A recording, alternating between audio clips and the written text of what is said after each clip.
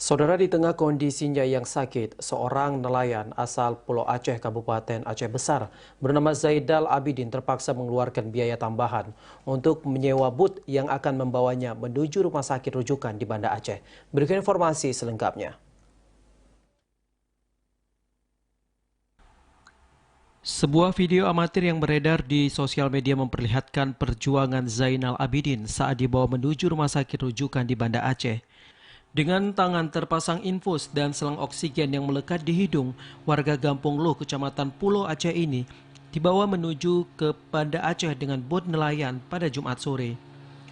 Didampingi istri, anak, dan cucunya, warga kecamatan terpencil ini terpaksa dirujuk ke RSUD ZA karena keterbatasan medis di Puskesmas Pulau Aceh. Kondisinya yang memburuk sejak masuk pada Jumat pagi membuat warga memilih merujuk Zainal ke RSUD ZA Banda Aceh. Tidak hanya menahan gelombang laut, Zainal dan keluarganya juga harus menyewa bot nelayan yang akan membawanya menuju Banda Aceh dengan menempuh perjalanan sekitar 2 jam. Keluarga mengatakan Zainal masuk ke Puskesmas Pulau Aceh pada Jumat pagi dengan keluhan sesak nafas dan sakit di bagian jantung seusai melaut. Laut sakit ada, dia omong sakit, alanya dia omong sakit, apa yang tiga nana boleh, hanya dia kamar kebal aja, kena, bukan ada.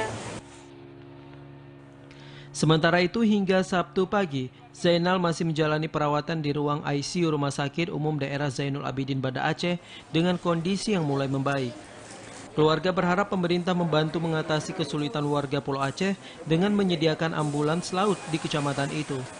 Sebelumnya ketiadaan ambulans laut juga memaksa Darmayanti, warga Gampung Serapung, terpaksa dibawa menggunakan bot nelayan untuk menuju Banda Aceh. Darmayanti dibawa ke RSUD ZA guna mendapatkan penanganan lanjut usai melahirkan. Dari Banda Aceh, Arman Konadi, TVRI melaporkan.